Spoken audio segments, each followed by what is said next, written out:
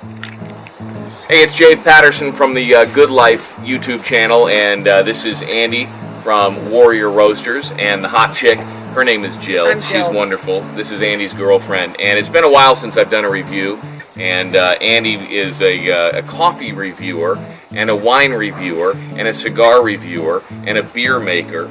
He's a man of many talents, and so today, for our friends over at Naked Wines, we are reviewing this 2013 Lodi, California, David Akiyoshi Reserve Cabernet. Now, Lodi, primarily known for amazing Zinfandels. So when you get a Cabernet out of Lodi, it's really something special, because you think about Cabernet, you think about Napa to begin with, right? And then maybe Sonoma comes into play.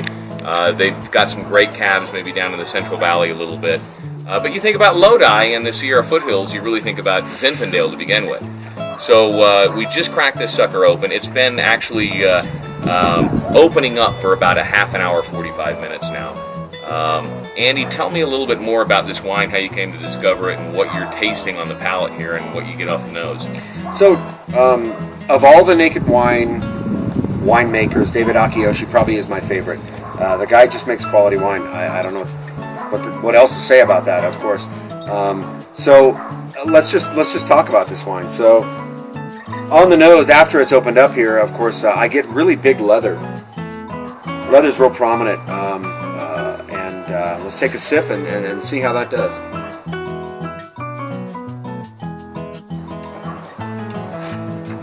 It's very dry. Very dry. Yeah, and as it's opened up a little bit, it's got kind of some berry notes in there.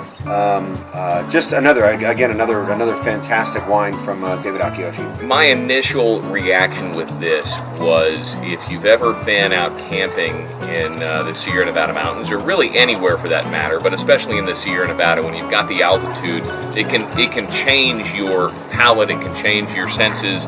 There's a lot of pollen and a lot of stuff going on in the trees, so your senses are going to change, right?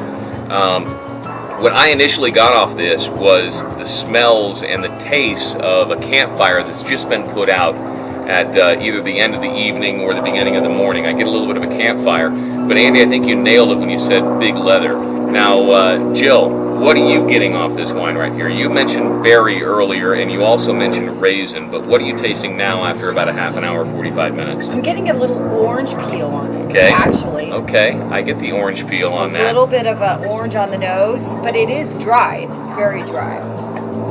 This particular wine, not incredibly widely available right now. I don't know if you found this at like a Safeway or a regular grocery store. So you can. The beauty of Naked Wines. Yeah, relatively limited in its reliefs. David Akiyoshi, the price that you're getting at Naked Wines is under $10 a bottle, right? It probably averages out over under $10 a bottle when I buy them all. I don't remember exactly what we paid for this particular bottle, but it's been in the wine fridge for a couple of years now. And he's one of my favorite winemakers. It's one that he's a go-to for me all the time. I just can't say enough about this winemaker. You know, a lot of times when you take a look at a wine, you can tell a little bit. They say, don't judge a picture. What's the saying? Don't judge a book by its cover. Don't judge a book by its cover. You can tell a little bit about a wine based on how elegant the label might be, and that's not always the case. I've had some really amazing wines with a really crappy label. But this, as far as presentation is concerned, very elegant, beautiful label. It's got a very nice bottle structure. It's a little bit bigger at the top, a little smaller at the bottom. And I love the fact they're using a real cork at the top. And I've had some great wines that have either a screw-on cap, or you have the synthetic cork in the top, but it's always nice when you have something that's old school. You're looking for either a big blend or a Mertage or a Cabernet, and you have that old school cork where you can see what the wine has done when it's laid down for a year, 2 years, a month and a half, whatever, and you can kind of take a look at the cork and say, wow, what has the wine done with this cork right here? So to open up this David Akiyoshi and see a cork that's a real piece of cork it's a nice touch, especially for a bottle that's under $10. Sure, as an average, and as a Lodi cab, not bad. Yeah, not bad. Very different than a Napa cab. How about stellar? Let's give Akiyoshi a stellar. Without a doubt.